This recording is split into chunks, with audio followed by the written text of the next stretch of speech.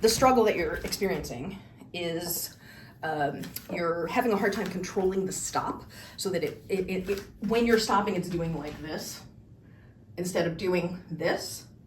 The number one piece of advice that I have is just like, I don't know if you do upstalls yet, but when you're doing upstalls, you pull back at the last second.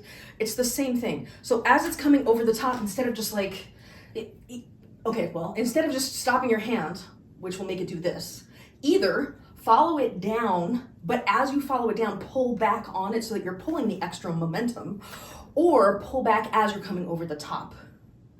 Or the other technique is, if you do isolations at all, you could do a partial isolation, which will slow it down as it's going over the top. But all three of those things will make it a more solid stop as you're doing the drop stall.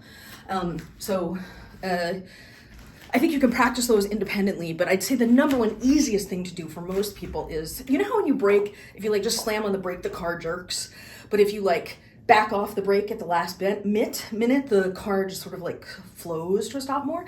This is the same sort of concept. As you're coming to the stop, all you do is just pull back. It's just so easy. I mean, obviously I'm saying, I'm making fun of that.